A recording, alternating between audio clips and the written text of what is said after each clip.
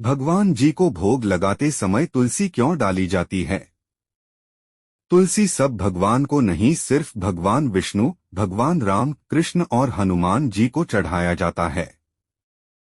भगवान विष्णु को तुलसी क्यों चढ़ाई जाती है, आइए जानें। प्राचीन काल में जलंधर नाम का राक्षस था।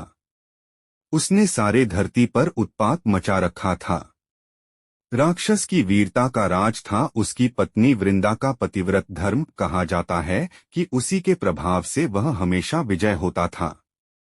जलंधर के आतंक से परेशान होकर ऋषिमुनि भगवान विष्णु के पास पहुंचे। भगवान ने काफी सोच विचार कर वृंदा का पतिव्रत धर्म भंग करने का निश्चय किया।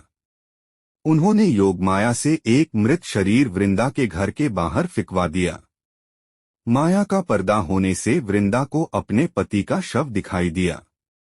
अपने पति को मृत जानकर वह उस मृत शरीर पर गिरकर रोने लगी।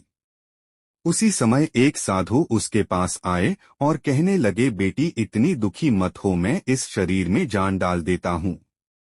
साधु ने उसमें जान डाल दी। भावों में बहकर वृंदा ने उस शरीर का आलिंगन कर लिया।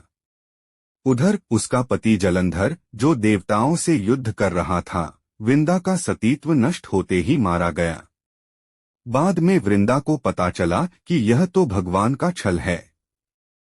इस बात का जब उसको पता चला तो उसने भगवान विष्णु को श्राप दिया कि जिस प्रकार आपने छल से मुझे पति वियोग दिया है, उसी तरह आपको भी स्त्री वियोग सहने के लिए मृत्युलोक में जन्म लेना होगा। यह कहकर वृंदा अपने पति की अर्थी के साथ सती हो गई।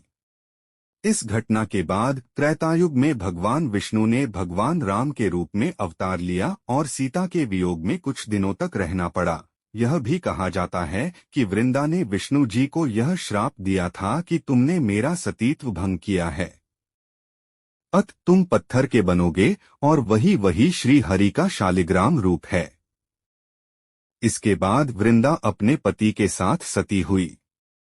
जिस जगह वह सती हुई वहां तुलसी का पौधा उत्पन्न हुआ। भगवान विष्णु अपने छल पर बड़े लज्जित हुए। ऐसा सुनकर विष्णु बोले, हे वृंदा, यह तुम्हारे सतीत्व का ही फल है कि तुम तुलसी बनकर मेरे साथ ही रहोगी। हनुमान जी। भगवान राम के राज्याभिषेक के कुछ समय बाद माता सीता को हनुमान पर वात्सल्य प्रेम उमड़ा और उन्होंने हनुमान जी से कहा कि वो अपने हाथों से उन्हें खाना बनाकर खिलाना चाहती हैं। ऐसा सुनकर हनुमान बेहद खुश हुए। आखिर माता सीता के हाथ का खाना उनके लिए सौभाग्य की बात थी।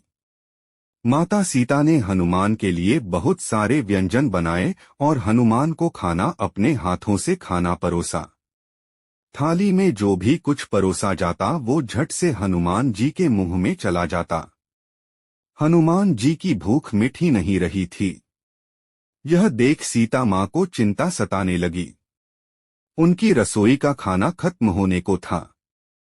सीता जी ने अपनी व्यथा लक्ष्मण जी को सुनाई। माता सीता की बात सुन लक्ष्मण ने कहा, हनुमान रुद्र के अवतार हैं, इनको भला कौन तृप्त कर सकता है।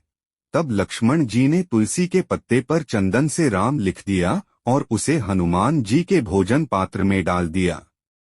तुलसी मुंह में आते ही हनुमान जी की भूख शांत हो गई और थाली में बचे अन्न को अपने पूरे शरीर में मलकर खुशी से नृत्य करते हुए राम नाम का कीर्तन करने लगे। भगवान कृष्ण की पूजा में तुलसी का विशेष महत्व है। मान्यताओं के अनुसार इनके बिना पूजा का पूर्ण फल नहीं मिलता है। जन्माष्टमी के दिन भगवान कृष्ण को तुलसी का भी भोग लगाया जाता है। इससे मनोकामना पूरी हो जाती है। भगवान श्री विष्णु के चरण पर दूध व पंचामृत से अभिषेक किया जाता है। इसके बाद तुलसी अर्चना की जाती है। शास्त्रों में तुलसी जी को देवी कहा जाता है।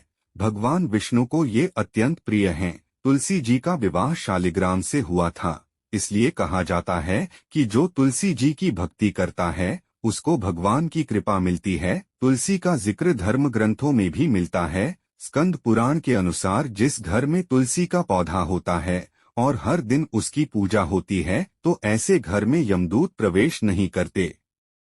पुराणों के अनुसार तुलसी की पूजा रोज करनी चाहिए। ऐसा कहा जाता है कि तुलसी जी की पूजा और सेवा करने वालों पर महालक्ष्मी की कृपा सदैव बनी रहती है। दरअसल कहा जाता है कि विष्णु जी ने तुलसी जी को वरदान दिया था कि मुझे शालिग्राम के नाम से तुलसी जी के साथ ही पूजा जाएगा, और जो व्यक्ति बिना तुलसी जी मेरी पूजा करेगा उसका भोग मैं स्वीकार नहीं करूंगा।